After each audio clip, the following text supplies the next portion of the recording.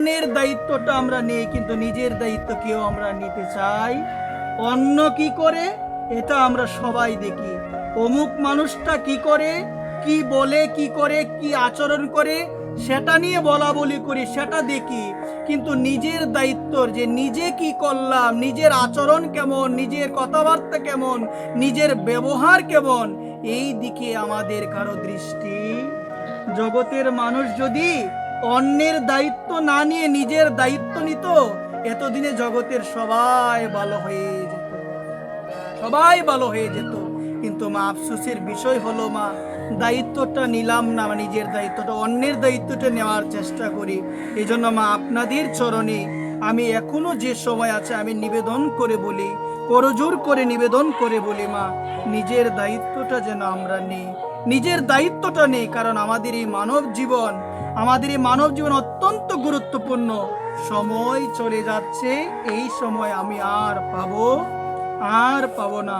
এই জন্য সবার করণীয় হলো সেই অভয় চরণে যেন আমরা আশ্রয় নিই। কোন চরণ মা?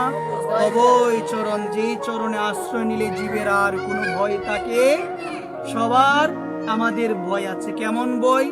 রূপ থাকলে ভয়, একদিন জরা আসতে পারে, বার্ধক্য আসতে পারে, বার্ধক্য আসবে, এটা প্রকৃতির নিয়ম মা। আপনি যৌবনে যেমন ছিলেন, এখন কি আপনি তেমন আছেন? ওদের কথা একটু বন্ধ করতো মা।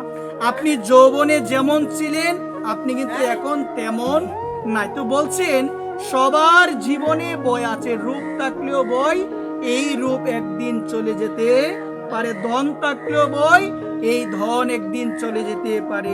গৌরব রয়েছে বেশি, এই গৌরবও একদিন আপনার না থাকতে পারে। সুনাম রয়েছে বেশি, এই সুনামও আপনার একদিন নাও থাকতে পারে মা। রূপ থাকলে আমাদের জরার বই, কিসের বই গো মা?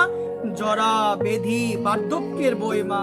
এই বার্ধক্য কেউ স্বীকার করতে চায়?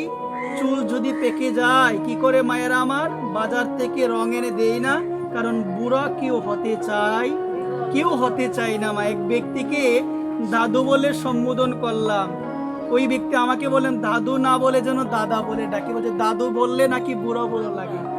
কেউ আমরা বৃদ্ধ হতে চাই, কেউ আমরা বৃদ্ধ হতে চাই না। কিন্তু মা, বৃদ্ধ আমাদের হতে হবে, আমাদের বৃদ্ধ হতে হবে। এই জন্য বলছেন যার রূপ আছে তার ভয় আছে, যার ধন বেশি তার ভয় বেশি, যার সুনাম বেশি তারও ভয় বেশি।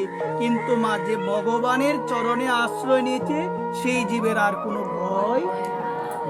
বজ হরে মন শ্রী নন্দের নন্দন অভয় চরণার বিন্দরে। বলছে বজ হরে, ও মন তুমি ভজন করো শ্রী নন্দের নন্দনকে, শ্রী নন্দের নন্দনকে তুমি ভজন করো।